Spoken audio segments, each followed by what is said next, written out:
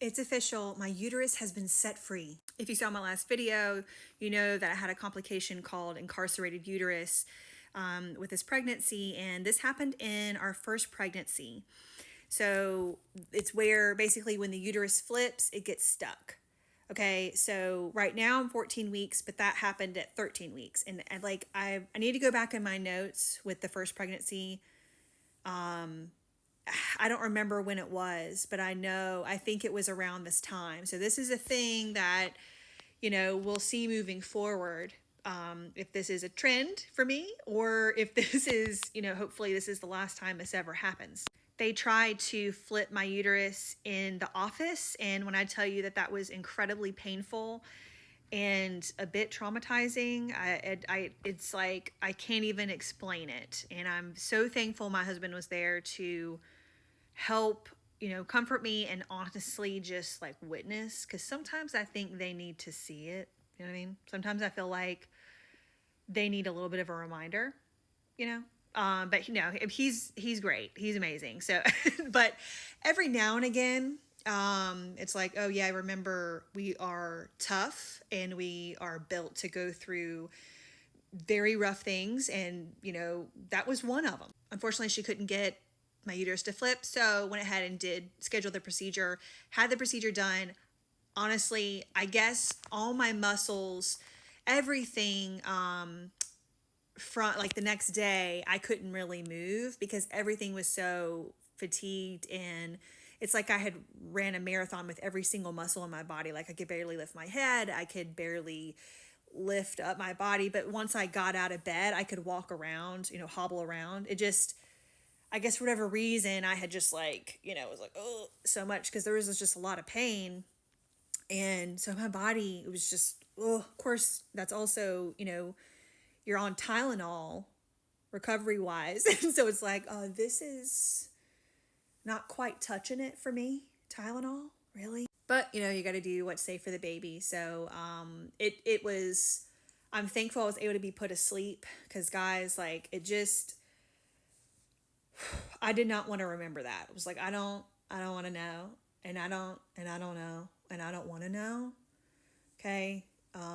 She had mentioned, oh, by the way, we are going to go in vaginally, but we may need to go in rectally. And I was like, okay, you know what?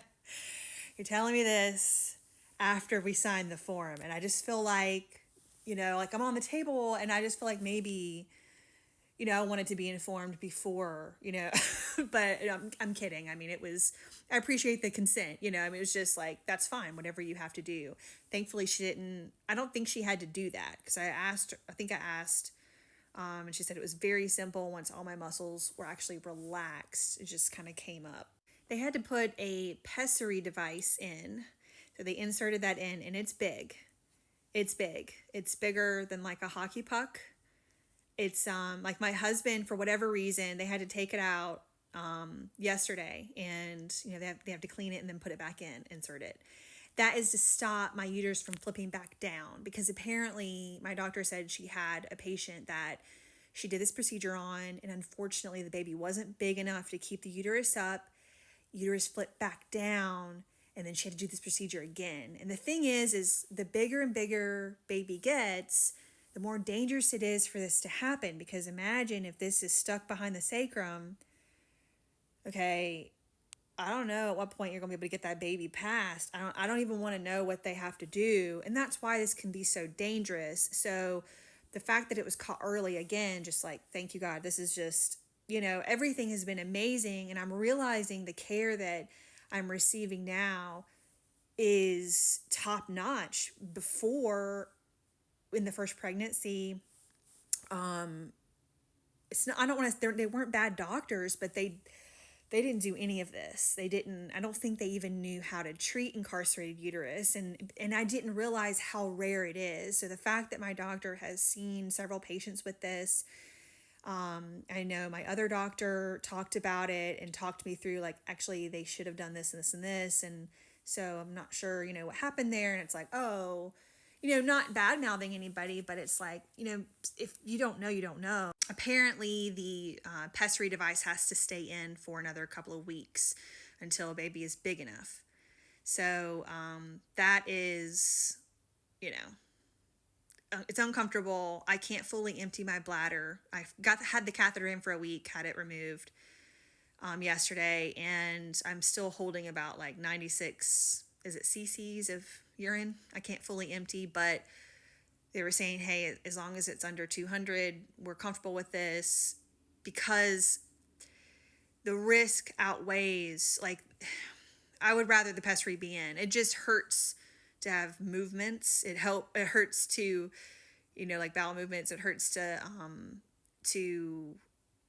have my bladder too full. I can't go that long. I'm getting up multiple times during the night. It's not just a pregnancy thing. It's like no, your bladder isn't emptying fully. So that's challenging, but to me, it's all completely worth it. And it's totally like, I can move through this. If it's 2 weeks, come on. For all the other things that I've been through, like, this is, I can do this. And I hope that, you know, there's no infection, and I hope that there's no complication from it. I mean, there are risks of infection with having a pessary in. And of course, you know, you always risk a bladder infection with having a catheter in and with not fully emptying. So I think, you know, right now we're at a good place. It's just been a lot. Through all of this, we have had so many ultrasounds. We had 3 ultrasounds last week. We had one today, and baby looks great. Baby's strong and oblivious of the situation, just like living his or her best life.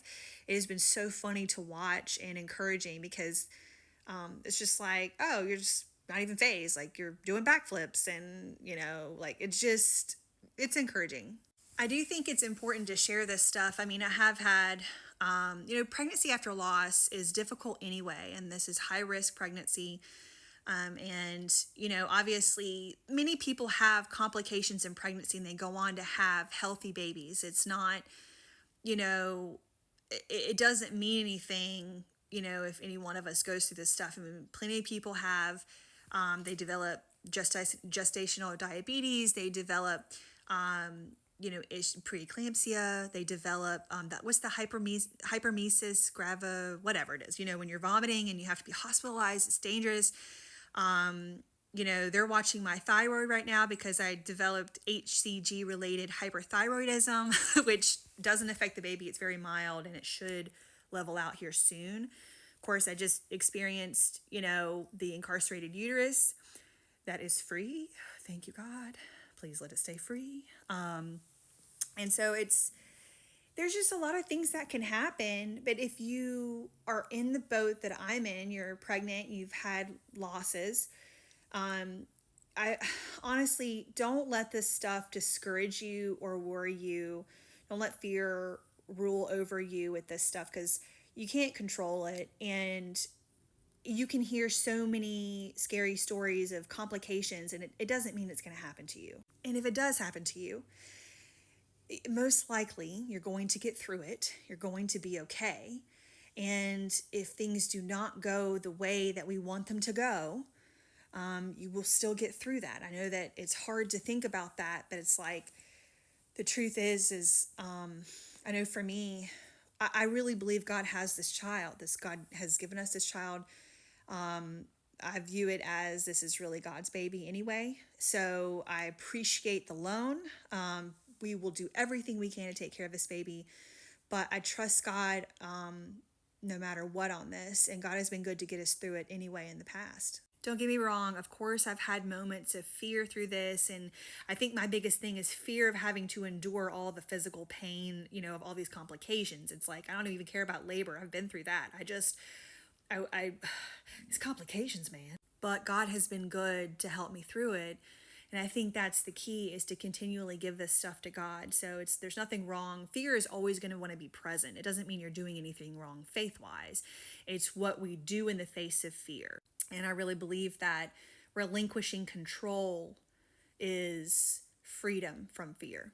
I'm still very sore and I'm just resting, and hopefully we get this thing out in 2 weeks. I also see the maternal fetal medicine specialist in 2 weeks. So it's like, all this is lining up. I'll keep you posted.